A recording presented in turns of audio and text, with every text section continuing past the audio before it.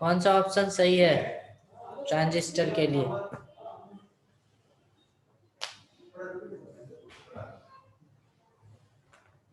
Sir इसमें D तो नहीं हाँ है सर। सही समझे, डी ऑप्शन ही करेक्ट है इसकी। बेस रीजन क्या होती है? Base reason must be very thin and lightly dot. Very good, ये क्वेश्चन आया था, एग्जाम दिए थे कि नहीं 2020 में? Yes sir. अब यहाँ पे देखो क्या कह रहा है, एक ट्रांजिस्टर का, ये देखने में हार्ड क्वेश्चन लग रहा है 81, बहुत आसान क्वेश्चन है, ठीक है, यस सर। बहुत आसान क्वेश्चन है, लेकिन इसमें क्या है ना, थोड़ी सी प्रॉब्लम है। ये सेकेंड टाइप की ट्रांजिस्टर है जो अभी हम बात नहीं की है, इसको हम बाद में देखेंगे। अभी मैं एक ही टाइप का ट्रांजिस्टर बताया हूँ, कॉमन एमीटर नहीं बताया था। कल मैंने बताया था, याद है, कॉमन बेस बताया था। हम्म। और देखो एक क्वेश्चन ये कहता है कि ये गिवन है, कहता है ट्रांजिस्टर स्विच के जैसा काम करता है। कहाँ स्विच के जैसा काम करता है ट्रांजिस्टर? तो याद रखना ट्रांजिस्टर का ना, ट्रांजिस्टर का ये भी का ग्राफ है, भी आई का ग्राफ। तीन रीजन है, एक रीजन 1 है, 2 है, 3 है। 1 में ये स्विच के जैसा काम करता है, 3 में भी स्विच के जैसा काम करता है, और जो सेकेंड है उसमें एम्पलीफायर के जैसा काम करता है। ठीक है, ये याद रखना।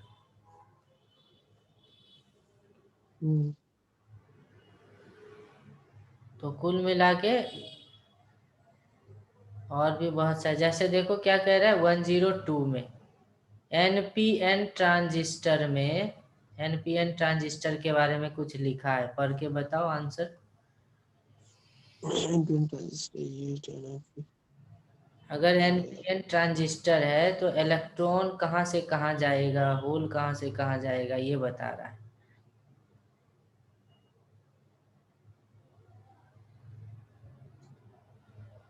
तो एनपीएन ट्रांजिस्टर का सिंबल याद है क्या? ऐसे बताया था एनपीएन ट्रांजिस्टर का, ऐसे कुछ बताया था कि जो एनपीएन ट्रांजिस्टर है ना, उसमें एरो इधर होती है, बाहर की तरफ,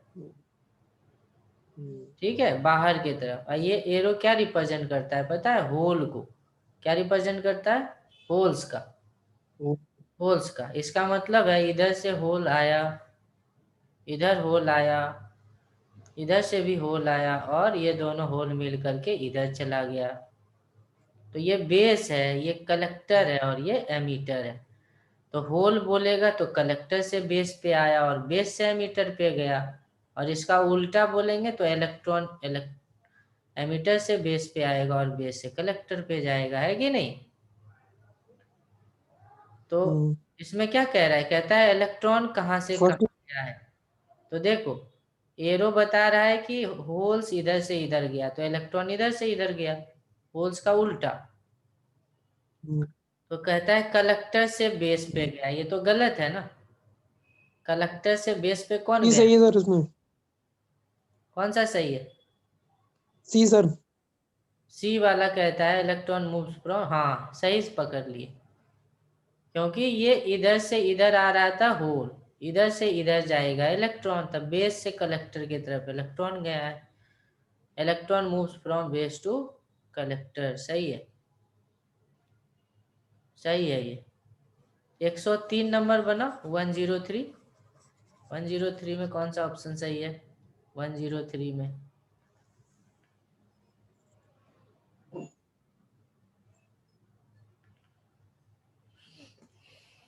103 का बनता आंसर क्या है?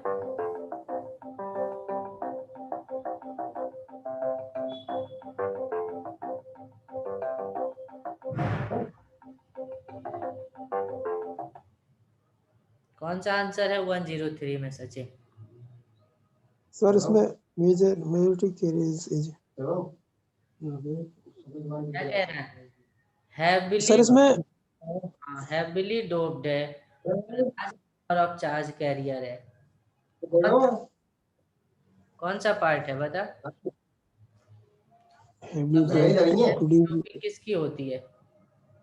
सबसे ज्यादा हैवी डोपिंग किसकी होती है? बेस एमीटर कलेक्टर किसकी होती है? सर इसमें एमीटर एमीटर होता है sir. Emitter correct, emitter correct answer. चलो 104 ट्राई करो। 104 में बताओ कौन सा सही है। 104 में ट्रांजिस्टर एम्पलीफायर के जैसा काम कब करता है? कंडीशन बताया था, याद है? ट्रांजिस्टर एम्पलीफायर की तरह काम तब करता है जब base emitter junction forward bias हो और base collector junction reverse bias हो, ये बताया था, है ना। ट्रांजिस्टर में जो दो जंक्शन होती है, एक फॉरवर्ड बायस होना चाहिए, दूसरा रिवर्स बायस होना चाहिए, ये बताया था। तो कौन सा ऑप्शन है? देखो लिखा है emitter base junction forward bias, base collector junction reverse bias, तो फर्स्ट ऑप्शन हो गई सही।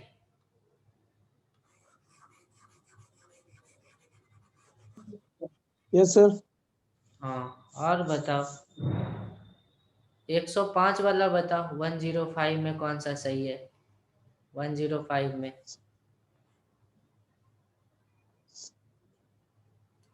कॉमन बेस एम्पलीफायर बताया था कल।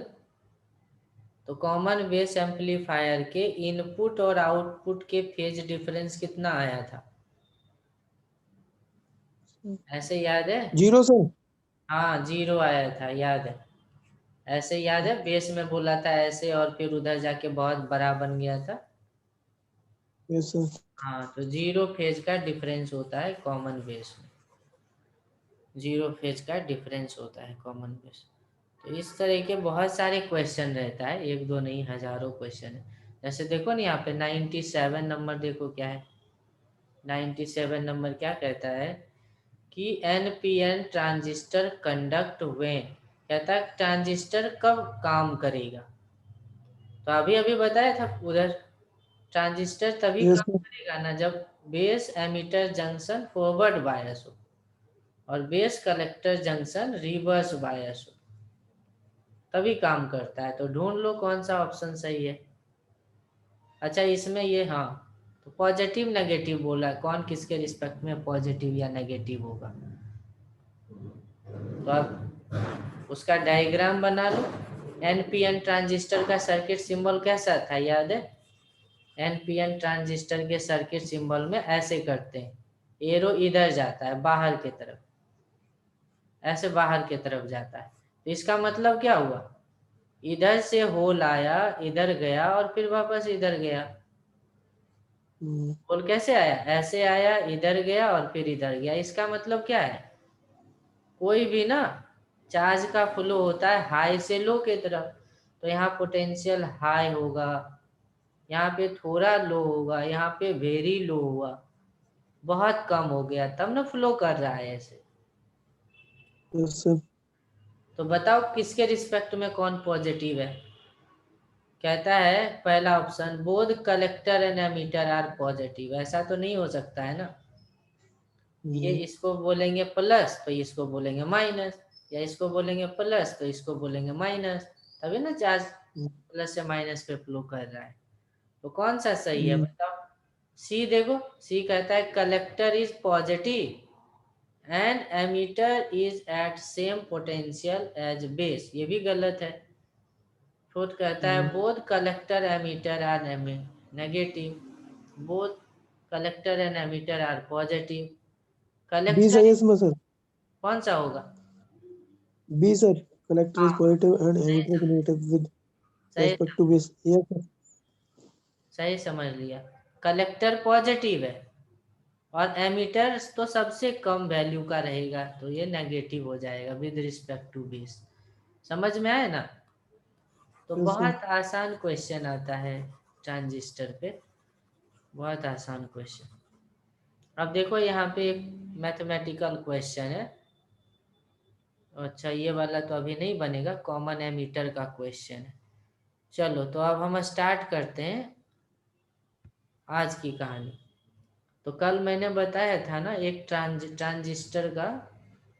ट्रांजिस्टर को ना एम्पलीफायर के तरह काम करते हैं। ट्रांजिस्टर एज एन एम्पलीफायर, और वो हम लोग 3 तरह से एम्पलीफायर बना सकते हैं। एक को हम लोग बोल रहे थे common base, common base amplifier. Basic property पता होना चाहिए। कॉमन बेस एम्पलीफायर में बताया था कि हम लोग क्या करते हैं, बेस को कॉमन में रखते हैं, दोनों साइड के, दोनों साइड के कॉमन में बेस रहेगा, है ना। ये बेस है, इधर मान लो एमीटर है और इधर कलेक्टर है, तो करंट कलेक्टर से आएगा, बेस से जाएगा और दोनों से जा करके लास्ट में एमीटर पे जाएगा। और इसको हम लोग ऐसे दिखा पाएंगे, ऐसे दिखा पाएंगे। और इसी में हमने बोला था कि मान लो यहाँ पे एक रेजिस्टर लगा है, तो यहाँ पे एक वेव फॉर्म इनपुट होती है और यहाँ पे आउटपुट होती है, जहाँ पे एम्पलीफाइड जाती है, जिसका फेज डिफरेंस होता है 0 का। फेज डिफरेंस क्या होता है? 0 का। ये हमारा आउटपुट सर्किट कहलाता है और ये कहलाता है इनपुट सर्किट। आउटपुट में कलेक्टर है और इनपुट में कौन है? एमीटर है। तो यहाँ पे 2-3 टर्म्स डिफाइन कर रहा था। पहला था करंट गेन, तो करंट गेन को अल्फा लिखते हैं और ये होती है collector current by emitter current. क्योंकि कलेक्टर करंट एमीटर करंट से छोटी होती है, तो अल्फा की वैल्यू हमेशा 1 से कम रहेगा। अल्फा का वैल्यू ना हमेशा 0.90 से 0.99 के बीच गिवन रहेगा। तो समझ जाएंगे कि ये कॉमन बेस का करंट गेन है। दूसरा बताया था वोल्टेज गेन। वोल्टेज गेन क्या था याद है? वोल्टेज गेन था अल्फा मल्टीप्लाई आर आउटपुट, यानी R of the collector, R of the emitter. ये वोल्टेज गेन हो गया। और फिर हमने थर्ड टर्म बताया था पावर गेन। तो पावर गेन क्या हो जाएगी? तो पावर गेन हो जाएगी alpha square R of the collector, resistance of the collector, resistance of the emitter. तो ये 3 फॉर्मूला है। ये पहला टाइप का था। अब दूसरा बता रहा हूँ एम्पलीफायर, जिसकी बहुत ज़्यादा यूज होती है, जिस पे बहुत सारे क्वेश्चन बनते हैं, वह है common ammeter. Common ammeter amplifier. Common ammeter amplifier कैसे बनाएंगे? तो एमीटर को कॉमन रखेंगे। जैसे मान लो अगर ये एमीटर है, तो दोनों साइड से ये कॉमन रहेगा। इधर बेस है, इधर हमारा कलेक्टर है ना, ये एमीटर हो गया, ये हमारा हो गया बेस। इधर होल अगर मान लो जाएगा तो कैसे जाएगा? ऐसे 2 करंट आएगा और ये एमीटर से जाएगा, ये कलेक्टर है, ये बेस है। तो यहाँ पे एक बैटरी लगा रहेगा, यहाँ पे एक इनपुट रजिस्टर होगा। इनपुट कहाँ पे है? देखो बेस पे है। और यहाँ पे आउटपुट होगा, एक बैटरी इधर लगा रहेगा ऐसे। ये हमारा आउटपुट है। आउटपुट कलेक्टर हो गया, इनपुट बेस हो गया। यह आउटपुट सर्किट हो गया और ये इनपुट सर्किट हो गया। तो जब कॉमन एमीटर हम लोग बनाते हैं ना, तो क्या देखते हैं कि जो यहाँ पे वेवफॉर्म एंटर करता है, आउटपुट में एम्पलीफाई तो होता है लेकिन उल्टा एम्पलीफाई होता है। यानी दोनों के फेज डिफरेंस को देखो ना, तो फेज डिफरेंस कितने का है? पाई का है या 180 डिग्री का है। फेज डिफरेंस कितने का है? पाई या 180 डिग्री का है। और इसमें भी हम लोग डिफाइन करते हैं करंट गेन, वोल्टेज गेन और पावर गेन। तो यहाँ पे बता सकते हो कि करंट गेन क्या होगी? यहाँ पे हम लोग करंट गेन को बीटा लिखते हैं। तो जल्दी से बता दो करंट गेन क्या होगी? तो करंट गेन होती है आउटपुट में करंट बाय इनपुट में करंट। तो इनपुट में तो बेस है, आउटपुट में कलेक्टर है, तो collector current by base current को हम लोग बोलते हैं बीटा।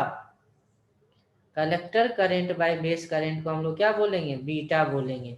इसी तरीके से अगर बोलेगी वोल्टेज गेन बताओ, तो वोल्टेज गेन क्या हो जाएगा? वैसे ही beta into resistance of the collector by resistance of the base, output resistor by input resistor.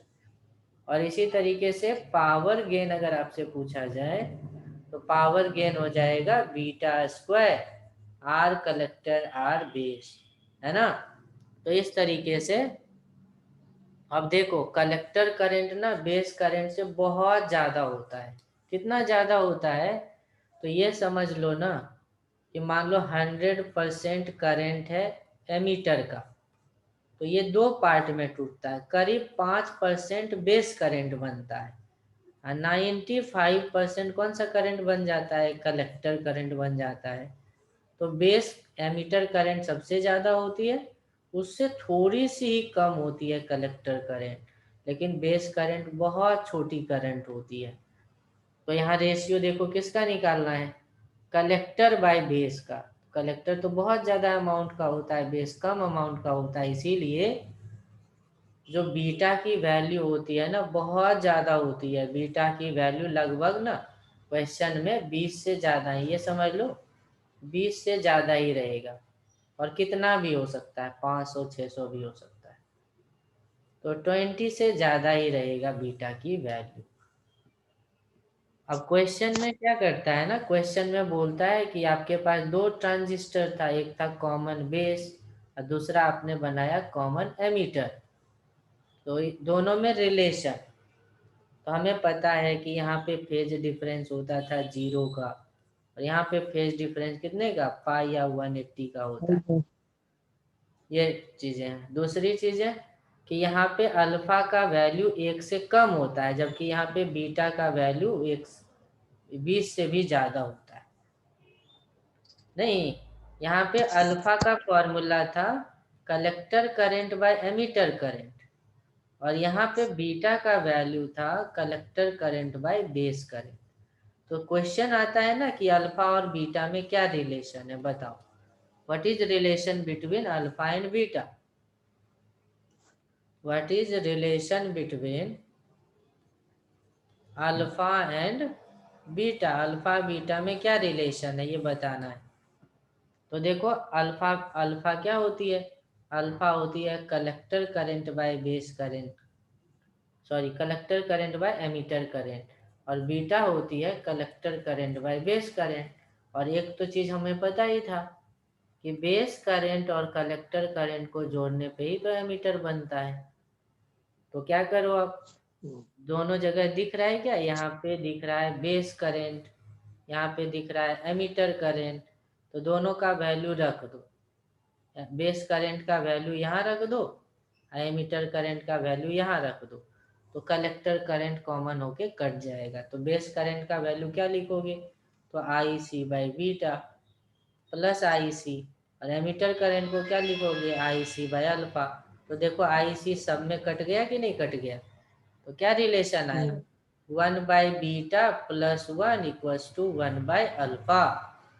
तो अगर यहाँ पे बीटा एलसीएम ले लो तो आ जाएगा 1 प्लस बीटा, ये 1/अल्फा आया। तो अल्फा का वैल्यू आया beta over 1 plus beta, alpha का वैल्यू बीटा के टर्म में ये आया। लेकिन इसी तरीके से बीटा का वैल्यू अल्फा के टर्म में निकालोगे तो क्या आएगा, निकाल करके देख लो, दोनों को मल्टीप्लाई कर लो तो आएगा alpha plus alpha beta equals to beta. Beta को एक तरफ कर लो तो ये आ जाएगा बीटा कॉमन 1 माइनस अल्फा, तो बीटा का वैल्यू देखो आएगा अल्फा बाय 1 माइनस अल्फा। तो ये दोनों रिलेशन आपके माइंड में रहना चाहिए क्या, अल्फा होती है बीटा बाय 1 प्लस बीटा, और बीटा होती है अल्फा बाय 1 माइनस अल्फा, है ना, ये रिलेशन है।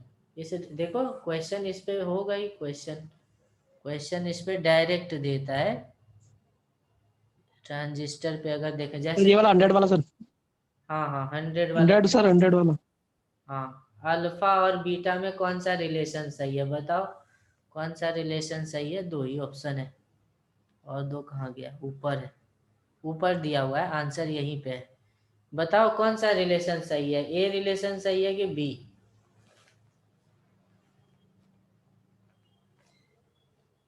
सर ए, बी सर, बी। हाँ बी सही है, बी सही है। और सी डी तो गलत ही है, सी डी क्या है, गलत ही है, ये भी गलत है। तो रिलेशन डायरेक्ट आता है इस पे। अब क्वेश्चन भी बना सकते हो, इसका क्वेश्चन बनाते हैं इसका, कहाँ पे इसका क्वेश्चन है, देखो इसका क्वेश्चन हम बहुत आसानी से बना सकते हैं। जैसे सबसे हार्ड क्वेश्चन ना इस टाइप का आता है, ये वाला क्वेश्चन जो 81 देख रहे हो, लेकिन अब यस सर। आसानी से बना सकते हैं। देखना कैसे, यहां से ना यहाँ का वोल्टेज दिया हुआ है 20, देखो लिखा है ये 20, यस सर। अर्थिंग का मतलब 0 वोल्ट, तो इसके टोटल वोल्टेज हो गया 20। अब क्वेश्चन में क्या कह रहा है, कलेक्टर और इमीटर के बीच में कोई वोल्टेज नहीं है, तो यहाँ से यहाँ तक का कोई वोल्टेज नहीं है, 0 है। तो टोटल 20 है, यहाँ का 0 है, तो यहाँ का वोल्टेज 20 हो गया क्या। Yes sir.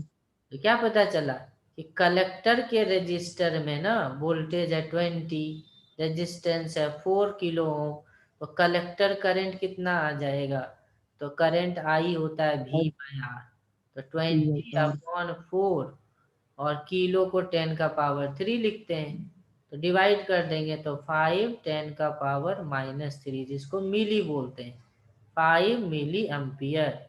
ये कलेक्टर करंट आया, क्या आया, कलेक्टर करंट।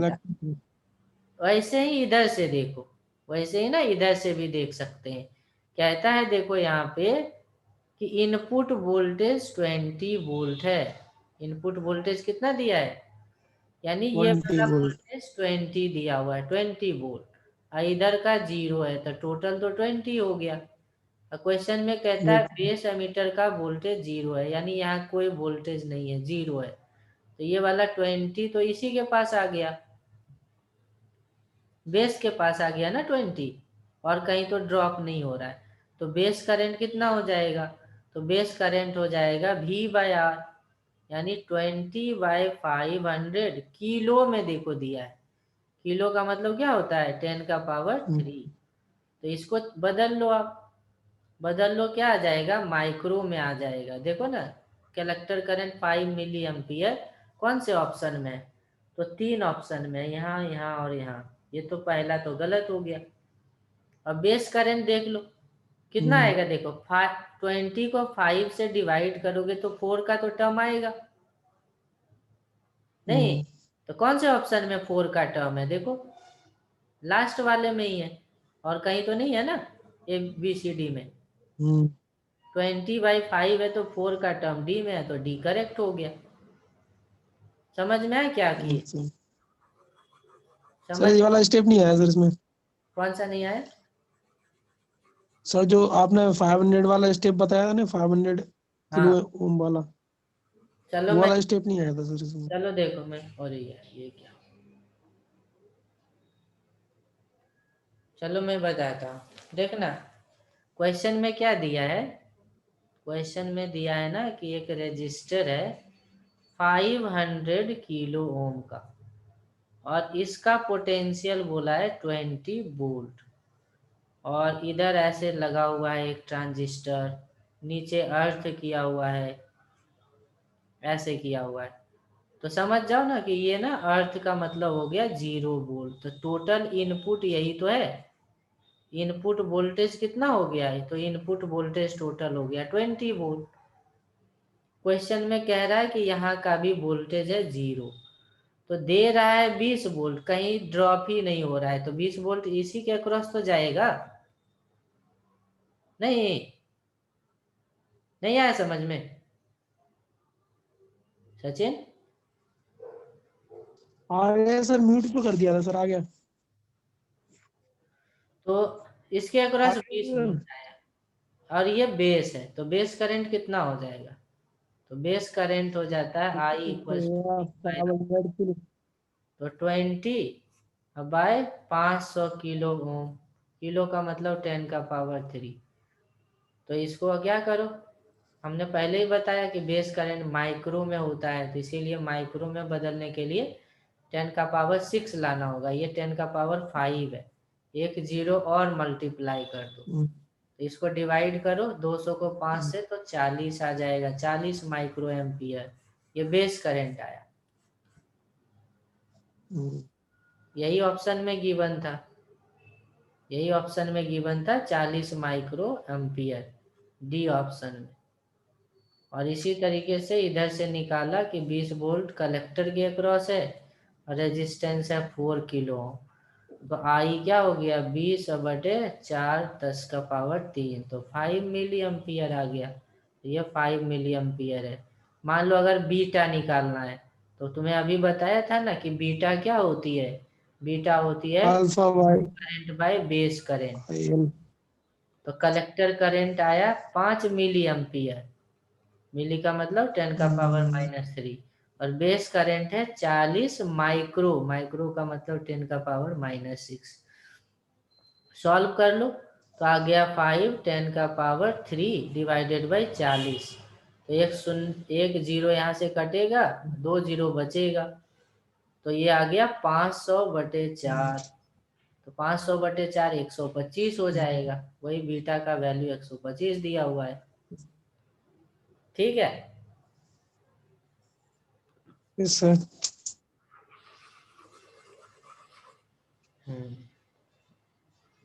तो अब हर कोई क्वेश्चन बना, क्वेश्चन नंबर जैसे 82 देखो, 82 ट्राई करो। 82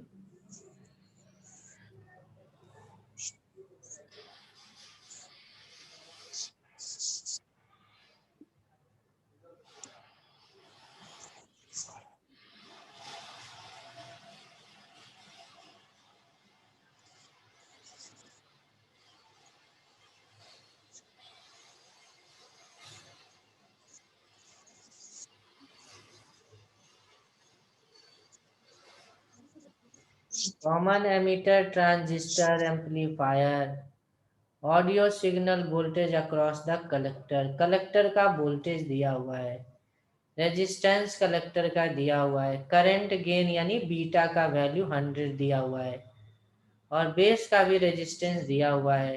तो कहता है वोल्टेज और पावर गेन क्या होगा। याद है तुम्हें वोल्टेज गेन और पावर गेन का फॉर्मूला बताया था कॉमन एमीटर में, क्या बताया था। 82 ट्राई करो। 82 में क्या बताया था, वोल्टेज गेन का फॉर्मूला बताया था। वोल्टेज गेन क्या होती है, तो ये होती है बीटा आर आउटपुट, आउटपुट में कलेक्टर था और इनपुट में बेस था, है ना। तो कलेक्टर बाय बेस, ये था वोल्टेज गेन। तो देखो क्या क्या गिवन है, क्या गिवन है, बीटा का वैल्यू 100 दिया हुआ है, कलेक्टर का रेजिस्टेंस 3 दिया हुआ है और बेस का रेजिस्टेंस 2 दिया हुआ है। तो आसानी से बन गया ना, और इजिली सॉल्व हो गया। बीटा का वैल्यू क्वेश्चन में दिया 100, कलेक्टर का रेजिस्टेंस दिया है 3, बेस का रेजिस्टेंस दिया है 2। तो ये 50 इंटू 3 कितनी आ गई 150। तो ये 150 हो गई वोल्टेज गेन, वोल्टेज गेन आ गई 150। तो देखो ऑप्शन में कहाँ है 150, देखो एक ही ऑप्शन में 150 है, आगे सॉल्व भी करने की जरूरत यस नहीं, सर। एक ही ऑप्शन में 150 है, फिर भी सॉल्व कर लेते हैं पावर गेन को। तो पावर गेन क्या होती है, तो पावर गेन का भी फॉर्मूला जानते हैं। पावर गेन क्या होती है बताओ, कॉमन एमीटर में पावर गेन होती है beta square, resistance of collector resistance of base. तो बेस बीटा का वैल्यू 100 दिया था, कलेक्टर का 3 दिया था और बेस का 2 दिया था। तो कितनी आ जाएगी बताओ, ये आ जाएगी करीब 10,000 आ जाएगी, 3/2 आ जाएगी, तो ये करीब 5000 आ गई। 5000 इंटू 3 तो कितनी आ जाएगी 15,000। तो ये पावर गेन आ गया, पावर गेन आ गई 15,000। तो देखो 15,000 दिया हुआ है पावर गेन। आ गया बात समझ में। अब 83 ट्राई करो। 83 कॉमन एमिटर ट्रांजिस्टर एम्पलीफायर की बात हो रही है, सॉल्व करो खुद से। 83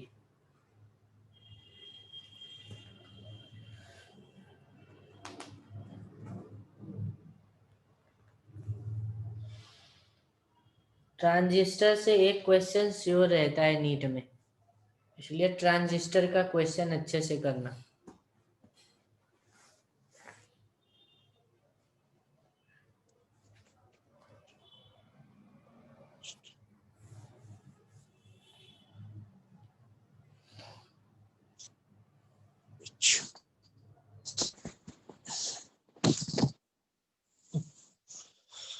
सर इसमें आपका इसमें वोल्टेज है 4 किलो ओम दे रखा है ये, ठीक है करंट ना। एम्प्लीफिकेशन तो फैक्टर 100, क्या ये करंट एम्प्लीफिकेशन फैक्टर? बीटा का वैल्यू दिया हुआ है 100 और बेस यस का सर, रेजिस्टेंस दिया हुआ है, कलेक्टर का भी रेजिस्टेंस दिया हुआ है, कलेक्टर का वोल्टेज भी दिया हुआ है।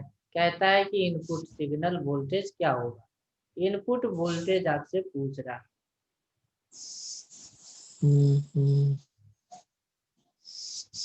100 by 4/2 into 20/2 via 2